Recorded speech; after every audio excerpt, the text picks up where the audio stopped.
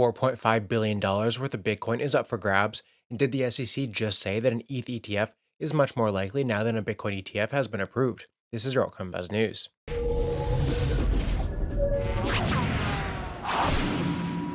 Hey, what's up everyone? My name is Cody Buffington. Make sure to like, subscribe, and turn on notifications so you know when we drop our latest content. Follow us on Twitter, AltcoinBuzzIO, and as always, this is not financial advice, and we wish you the best of luck in your crypto ventures. Altcoin Buzz Alpha is proud to say that we now have a winning portfolio spread among different sectors. We're also very well positioned to get into good IDOs. What about airdrops? Check the number of airdrops we've received until now. Add to that the original Celestia airdrop and more coming. We've achieved all of this by giving many deep research diversified calls. Check out our numbers in December. We now plan to reallocate profits to low caps, diversify to new sectors, get bigger airdrops, catch latest trends like Bitcoin and Lena inscriptions, and DCA during market flushes. We've also recently introduced a yearly subscription on Patreon. If you subscribe to our yearly plan, you get 1 month's membership completely free. Check out Altcoin Buzz Alpha with the link down below.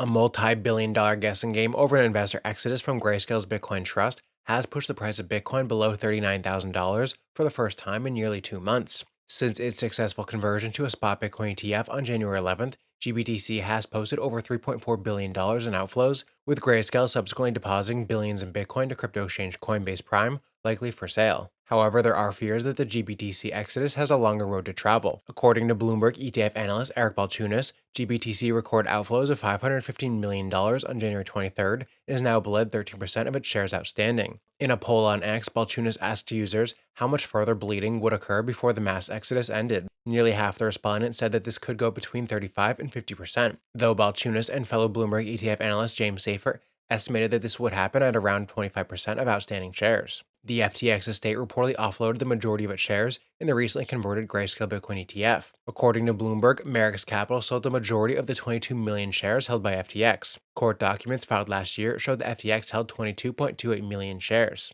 GBTC initially launched in 2013 and has roughly $23 billion in assets under management.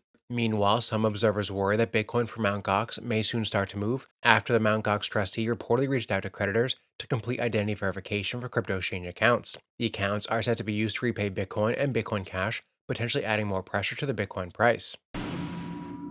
Sui has swiftly become the second largest non-EVM chain in terms of TVL, achieving this feat just 8 months after its mainnet launch. With a TVL of $329 million, Sui now stands alongside prominent chains like Solana, securing the 12th position across all blockchain networks in terms of TVL. Despite the downturn, altcoins, including Sui, strive to stand out positively. A recent announcement from Mysten Labs highlighted the next phase of their partnership with Alibaba, aimed at supporting both current and new Move developers on the Sui platform. The collaboration between Mysten Labs and Alibaba will introduce various services, including an AI-powered development environment, educational programs at universities, community events, and translation of Move documentation into Mandarin and Korean. An AI tool is being developed to write Move code based on natural language queries from developers, leveraging Alibaba cloud infrastructure and technical support. This initiative is expected to accelerate the work of experienced developers and assist new Move developers in learning the language and exploring its possibilities. Alibaba Cloud will also support promising projects within the Sui network ecosystem by providing cloud infrastructure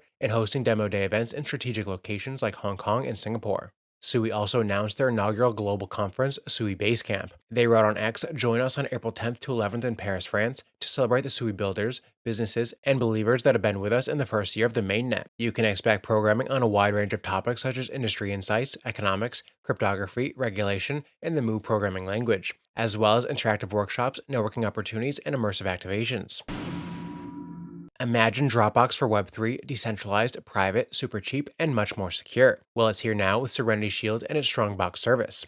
Strongbox from Serenity Shield is all that and more. Plus, its innovation splits your private keys into 3 different NFTs for multi-signature type setup for greater security. For individual crypto users, you can use this setup for estate planning purposes for important documents and crypto wallets without worrying about hacks. Businesses and DAOs can use this to manage their treasury and important info with proper financial and operational controls in place. It's like taking the best of Dropbox, bringing it to Web3, and putting it on steroids. It's amazing with the privacy of the secret network and the security of multi-signature by use of NFTs. With the confidence that others by nominee can access your important files when you give them permission, super inexpensive, and for now, it's free. All this, plus they have their own token. When you stake it, you earn rewards and can use it to pay for your Strongbox subscription 6 months from now. To try Strongbox, Serenity Shield offers free service for 6 months, including all minting costs of the NFTs that keep your account secure. Check it out with the link down below. The Cardano blockchain network welcomed 9 new projects in the past month, with ecosystem projects also rolling out new improvements. Input Output Global, the research and development team behind the Cardano network, has published its latest ecosystem report. The report shows that 9 new projects started building on the blockchain in the past month alone. While Cardano may have witnessed more significant growth in the past year, the latest metrics underline sustained developer interest in the blockchain's ecosystem. Additionally, greater development activity typically attracts more users. The Cardano blockchain has also seen a significant uptick in NFT trading volume. As per the latest data, Cardano sales volume has increased by 18%, positioning itself just outside the top 10 chains with a total trading volume of $190,000. Cardano has outranked many of its major peers in monthly development activities, as measured by GitHub commits. According to data insights from crypto analytics platform Sentiment, Cardano has maintained a slight lead over its peers over the past month. Per total GitHub data, Cardano recorded a total of 332.9 commits over the past 30 days, with the closest ranking peer, Polkadot, recording 329.57 commits. Cardano has always maintained the top spot as the biggest venue concerning developer engagement. For many months, it has not been displaced from first place, despite the emergence of numerous alternative protocols, including both Layer 1 and Layer 2 solutions. SEC Commissioner Hester Pierce, aka Crypto Mom, said that the Ethereum ETF approval process won't be the same as Bitcoin, as the SEC has learned several lessons from the spot Bitcoin ETF saga. If it was only the case that Bitcoin ETFs got approved because of a court ruling specifically about Bitcoin ETF applicants, does that mean that, in your reading, that's going to happen to have an ETH ETF approved? Another court case? Yes, and an appeal and the whole process and, the battle. That's not how we're going to do our approvals. As I've said through this process, what we need to be doing is we need to just be applying regular way consideration to these products, the same kind of consideration that we apply to similar products.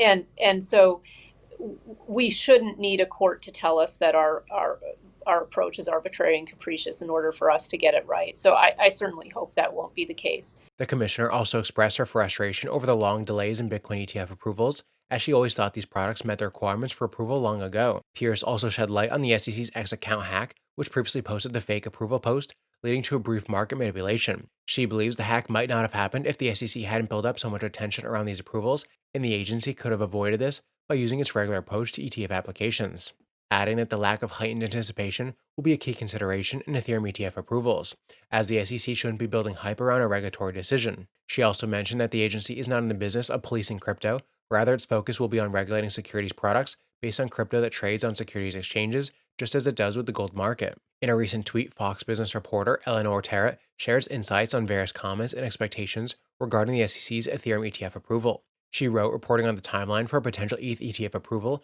has turned up a plethora of different takes from ETF issuers, investment management firms, and sources close to the SEC. One Bitcoin spot ETF issuer with an ETH spot ETF application says they're confident the approval and smooth launch of the Bitcoin spots will compel the SEC to approve ETH spot ETFs.